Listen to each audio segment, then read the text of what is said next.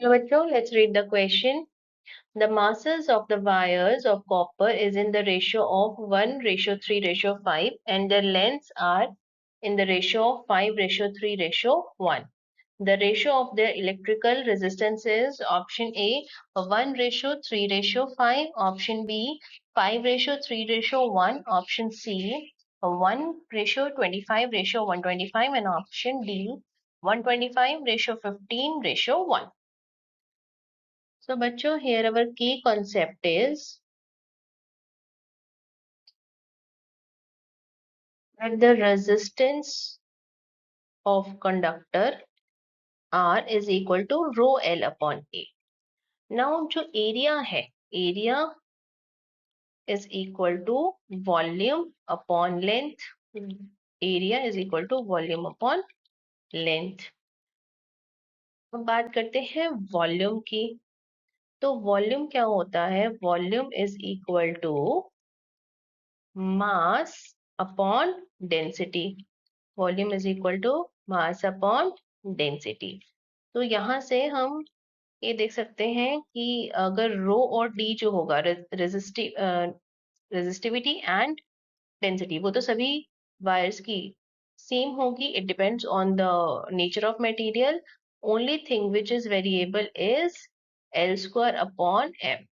अगर आपके पास डिफरेंट वायर्स है ऑफ सेम मटेरियल, उनके लिए रो और डी जो है वो सेम होगा. तो रेजिस्टेंस किस पर डिपेंड करेगा? एल स्क्वायर बाय एम पर.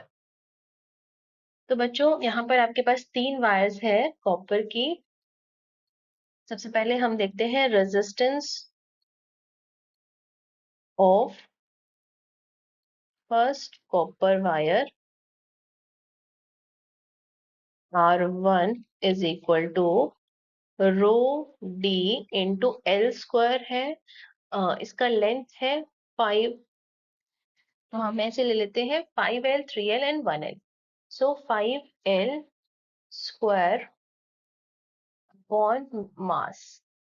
तो ये हो जाएगा आपके पास rho D into 25L square upon m, 25 rho D L square by m. अब बात करते हैं resistance of second copper wire R2.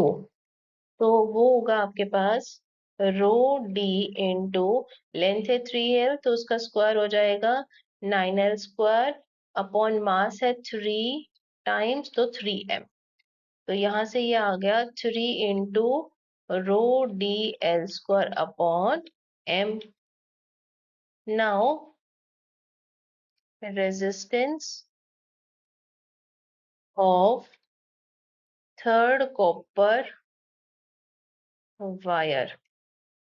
So R3 is equal to rho D. आपके पास लेंथ है यहाँ पर 1, जस्ट 1 रेशियो, तो L हो गया. और मास है यहाँ पर 5 टाइम्स, तो 5m. So this is equal to 1/5 rho D L square by m.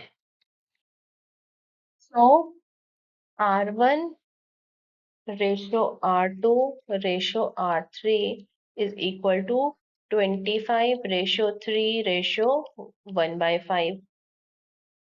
तो आप तीनों को मल्टीप्लाई कर दीजिए 5 से. R1 ratio R2 ratio R3 will be equal to 125:15:1. So this is our final answer. Correct option is option D, 125:15:1. I hope you understood it well. Best of luck.